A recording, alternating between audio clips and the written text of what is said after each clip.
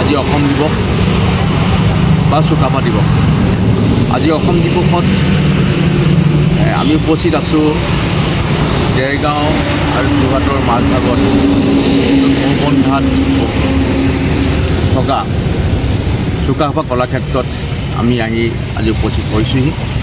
আৰু আজি অসম দিৱসত চুকাফা দিৱসত কেনেধৰণে এই কলাক্ষেত্ৰত যিটো অনুষ্ঠান হৈছে তাৰ বুজ ল'বলৈ আমি আহিছোঁ। আমি আশা কৰিছোঁ যে আজি অসম দিৱসত অসমৰ জনগণে সেই চাওলুং চুকাফাই গঢ়ি যোৱা বৰ অসমখন লক্ষ্যৰে আগবাঢ়ে বুলি কামনা কৰিছোঁ। মই ভিতৰৰ চোৱালৈ যাবলৈ বিচাৰিছোঁ। কলাক্ষেত্ৰত আহি গম পালোঁ আমাৰ দয়ানন্দ বুঢ়াগোহাঁই ছাৰ ইয়াতে আছে আৰু ছাৰৰ পৰা আমি আজি মেডাম আমাৰ চুকাফা দিৱসৰ অসম দিৱসৰ আমি তাৎপৰ্য জানিব বিচাৰিম। ছাৰ ভালে আছে? হয় ছাৰ, আমি অসম দিৱসৰ তাৎপৰ্যটো অসমবাসী ৰাইজক আপুনি অকণ বহলভাৱে জনাই দিলে ভাল পাম ছাৰ। চুকাফা দিৱস আৰম্ভ কৰা হৈছিল 1983। তাৰ আগতে মই যেতিয়া ক্লাছ 8ত পঢ়ি আছিলোঁ তেতিয়া আমাৰ মামা আছিলে যে ভীম বুঢ়াগোহাঁই ঢলাত আছিল। তেওঁৰ বায়েকক বিয়া দিছিলে আমাৰ ওচৰৰ বাগান এখন। সেই বাগানখনত তেওঁ মাজে মাজে যায় আৰু বাগানৰ মানে ভাগিনীয়েক, ডাঙৰ ভাগিনীয়েকটো মোৰ ঘৰ। এবাৰ ট্ৰেইনত উঠি একদম ডাঙৰি পালে ক্লাছ 8ত।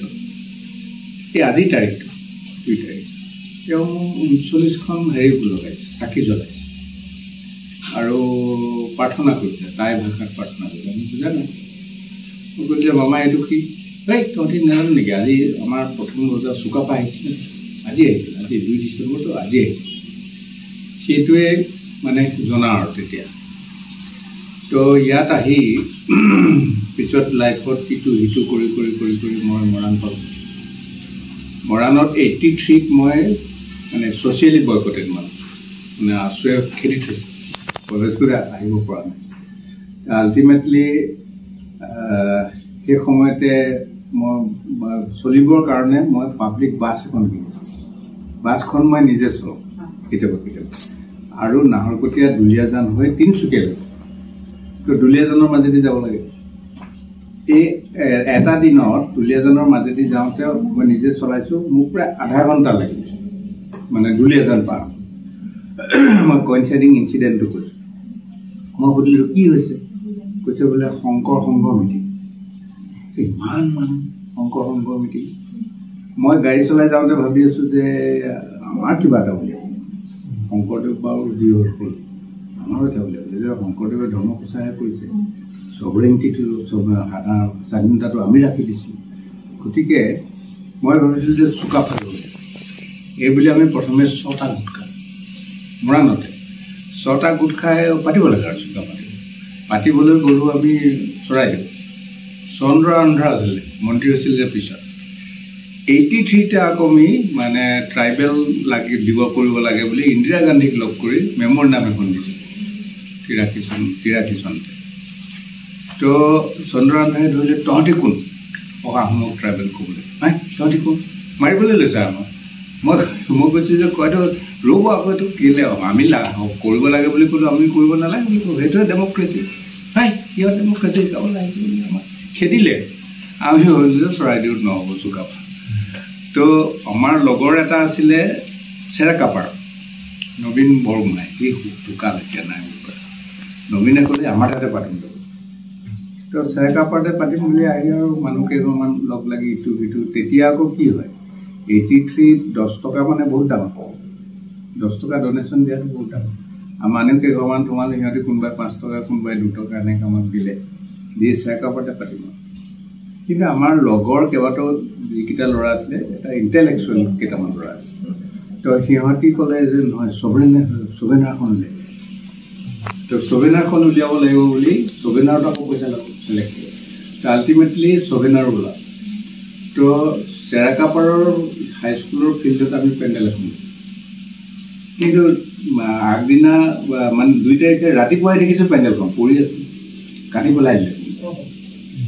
ছবেনাৰ কথাটো কেলৈ ক'লোঁ, এজিপিৰ দিনত প্ৰফুল্ল মহন্তই এইটো অসম দিৱস আৰু সেইটোৱে চুকাফা দিৱসৰ আদি কেনেকৈ হ'ল ক'লে ছাৰ আমি উঠি অহা প্ৰজন্মই আমি এটা প্ৰজন্ম শেষ কৰিলোঁ আপোনালোকে এটা প্ৰজন্ম শেষ কৰিলে ছাৰ উঠি অহা প্ৰজন্মই আজি যে অসম দিৱস কেনেকুৱা এখন অসম হোৱাটো আপুনি ছাৰ বিচাৰে চুকাফাৰ যিটো ফিলচফি দৰ্শন সেই ফিলচফিৰ মতে সকলোকে লগত লৈ কিবা কৰিব লাগে মই অলপখিনি সময়ৰ আগতে কথাটো কৈছোঁ তেওঁ ৰাজধানী কৰাৰ দিনাখনে যিটো ভোজ দিছিল সেই ভোজটো এজন বৰাহীয়ে বেয়া বুলি ক'লে বনাবলৈ জনা নাই তেওঁ লাজ পাইছে বৰাহীজনক হেৰি কৰিব পাৰিলে ৰজা ঘোষণা কৰিছিল কিন্তু বৰাহীজনক ক'লে যে নকাইলে তেওঁ বনাই পিছদিনাখন বনাই খোৱালে বৰাহীয়ে একেখিনিকেই খোৱালে কিন্তু চব চুঙাটি খোৱালে টেষ্টটো বহুত ভাল পিছদিনাখনৰ পৰা ক'লে যে তহঁতি বনাই তো বৰাহীৰ কিটচেনটো পাই গ'ল গোটেই বৰাহী জাতিটো মাছ ধৰিব মই টাৰ্ম কৰোঁ এতিয়া that was the first day of assimilation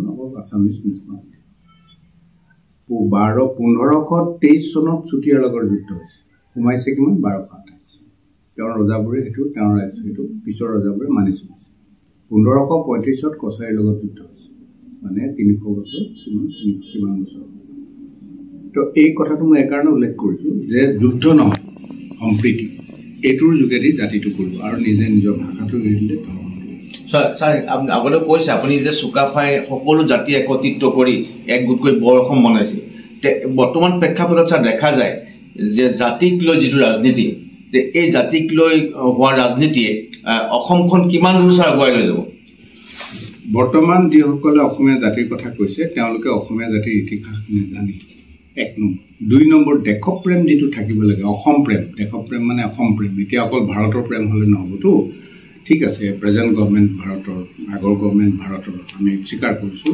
কিন্তু অসম প্ৰেমটো অলপ থাকিব লাগিব অসমীয়া পলিটিচিয়ান দুটা সেইটো কম আছে আৰু কম থকাৰ কাৰণে যি কৰিলে জাতিটো এক হ'লহেঁতেন সেইবোৰ নকৰি এতিয়া বড়োক ট্ৰেমেণ্ডাছলি প্ৰেছাৰ দিলে বড়ো ভাষা কৰিবলৈ যাওঁতে এতিয়া বড়ো মানুহে মই অলপ দিনৰ আগতে গৈ আছোঁ ইলেকশ্যনটোৰ আগতে বড়ো মানুহে কৈছে যে 50ৰ ওপৰৰ কোনো মানুহে অসমীয়া ভাল নাপায় এতিয়া 50 ইয়াৰ্ছৰ তলৰ মানুহখিনি অলপকে বুজিছে যে আটাইৰে গাত দুখ নাই প্ৰফুল্ল মহন্তৰ দিনতহে হেৰিটো ৰিপ্ৰেশ্যনটো চলিছিল তেনেকুৱা কৰিলে বাৰু জাতি থাকিব নেকি এক আৰু 2 নম্বৰ বাকীবোৰে এতিয়া নিজকে এছাৰ্ট কৰিবলৈ বাধ্য হৈছে সমূহীয়া কামবোৰ দেখিছে যে সমূহীয়া কামবোৰ চবকে লোৱা নাই কিবা সূচীবাৰীগ্ৰস্ততা আছে কাৰোবাৰ বুৰেক্ৰেচিটো ভাল আছে বুৰেক্ৰেচি ভাল কাৰণ বুৰেক্ৰেচি ওপৰে ওলাই গৈছে এইবোৰ ধৰা পৰিছে এইটো APSC গোটেই কাণ্ডত আপোনালোকে দেখিছে অলপ দিনৰ আগতে সৰ্বানন্দৰ দিনত এইটো হৈ গৈছে গতিকে তেতিয়া যেতিয়া ওপৰৰ অংশ গেলে তেতিয়া তলৰ অংশ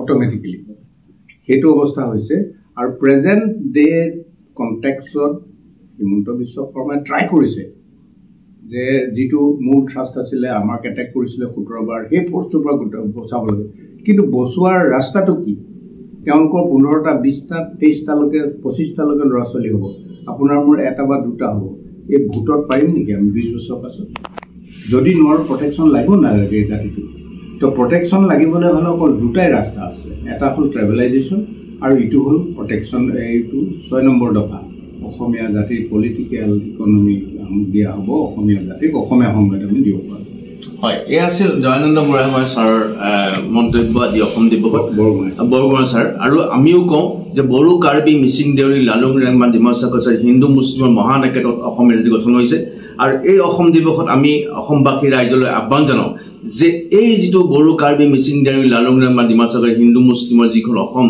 এই অসমখন অসম হৈ থাকিব দিয়ক এই অসমখনৰ ভেদাভেদ নাৰাখিব এই অসমখন সদায় চাউলুং চুকাফাৰ আদৰ্শৰে আগবাঢ়ক লাচিত বৰফুকনৰ আদৰ্শৰে আগবাঢ়ক ইছমাইল ছিদ্দিক ওৰফে বাঘ হাজৰিকাৰ আদৰ্শৰে আগবাঢ়ক তাৰ কামনা কৰিছোঁ আৰু আমি ভিডিঅ' জানিছোঁ ইয়াৰ চুকাফা দিৱসৰ দিনা আমি চুকাফা কলাক্ষেত্ৰৰ বাকীখিনি অনুষ্ঠান আমি দেখুৱাবলৈ অনুৰোধ জনাইছোঁ mobile plus physiotherapy wellness and rehabilitation centre দক্ষিণ কামৰূপৰ ব্যৱসায়িক প্ৰাণকেন্দ্ৰ বিজয়নগৰৰ লগতে VIP চক আৰু গুৱাহাটী মালিগাঁও পাণ্ডৱনগৰত থকা তিনিওখন ক্লিনিক বৰ্তমান প্ৰায় 20 বছৰৰ অভিজ্ঞতা পুষ্ট তথা এতিয়ালৈকে প্ৰায় 40,000 ৰোগীক সুস্থ কৰি তোলা ডক্টৰ পল্লৱী নাথৰ তত্ত্বাৱধানত চলি আছে এই ফিজিঅ'থেৰাপি চেণ্টাৰ তিনিটাত বৰ্তমান অভিজ্ঞ ডক্টৰৰ দ্বাৰা যিকোনো জটিল ফিজিঅ'থেৰাপি চিকিৎসাৰ লগতে যিকোনো ৰোগীৰ ঘৰলৈ গৈ চিকিৎসা সেৱাৰ সুব্যৱস্থাও ৰাখিছে আমাৰ ঠিকনা mobile Sohel Plus Physiotherapy Wellness and Rehabilitation Center, opposite Uporhali Bijoynagar SBI branch. Amar VIP Sokor Thikonatu hol VIP Sok near VIP bus stop, Borjar Guwahati. Amar Maliko Thikonatu hol Celas 360 Physiotherapy and Rehabilitation Center, Maliko Pandopnagar Guwahati 12. Amar Jogasuk number hoise 8011 744 696.